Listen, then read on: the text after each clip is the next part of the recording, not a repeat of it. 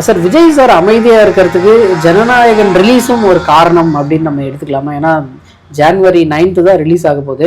நம்ம அதுக்கு முன்னாடியே ஏதாவது ஃபோர்ஸாக இறங்கிட்டோம்னா அந்த படத்துக்கு ஏதாவது பிரச்சனை வருமோ அப்படின்றதால அவர் கொஞ்சம் சைலண்டாக மெயின்டைன் பண்ணுறாரு அப்படின்னு. நீங்கள் சொல்கிறது ஒரு வகையில் உண்மைதான். என்ன காரணம்னா, நாம் கூட விசாரித்த போது விஜய் ரொம்ப அதாவது வந்து ரொம்ப அந்த கரூர் சம்பவத்துக்கு ரொம்ப மைல்டாக ஒரு பாலிடிக்ஸ் பண்ணுறாரோ அப்படின்னு.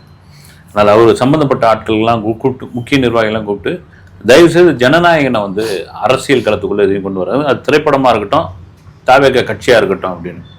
அது படம் என்ன பேசுதுன்னு படம் ரிலீஸ் ஆன 9ஆம் தேதி தான் தெரியும் நமக்கு. ஃபர்ஸ்ட் ஷோவில் வந்து அது அரசியல் பெருசா, சமூக அரசியல் பெருசா, தாவேகாவுடைய பிரச்சார படமா, இல்லது விஜயை புகழ்பார படமா, அல்லது விஜய் பஞ்ச் டைலாக் பேசுகிறாரா, இல்லது பகவந்த் கேசருடைய மறு ஆக்கமா, இதெல்லாம் தெரிய வரும் அன்றைக்கி தான். ஆனால் அதை வந்து இதில் எதுவும் கலக்காதீங்க, ஜனநாயகன் போட்டு அரசியலுக்குள்ளே எதுவும் குழப்பத்தை உண்டு பண்ண. அதுக்கு முக்கிய காரணம் என்னென்னா, விஜயை பொறுத்த வரைக்கும் தன்னை நம்பி பணம் போட்ட தயாரிப்பாளர்கள் எந்த விதத்துலையும் வந்து லாஸ் ஆகிடக்கூடாது, பிரச்சனை ஆகிடக்கூடாது. அது ஆரம்பத்துலேருந்தே உண்டு வந்து விஜய்க்கு வந்து.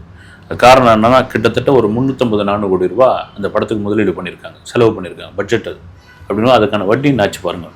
அது எவ்வளோ பெரிய நிறுவனமாக இருந்தாலும் சரி, அது குறிப்பிட்ட காலத்தில் வரலன்னு வச்சுங்க. எப்பயுமே ஒரு படம் ரிலீஸ் டேட் முடிவாகி வரல அப்படின்னா அந்த படத்துக்கு பெரும் பாதிப்பு வந்து.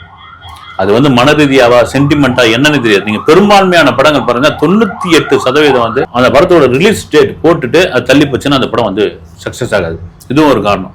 இதெல்லாம் மீறி அதனால தான் வந்து 9ஆம் தேதி வரைக்கும் ரிலீஸ் வரைக்கும் எதுவும் வாயை திறக்காதீங்க.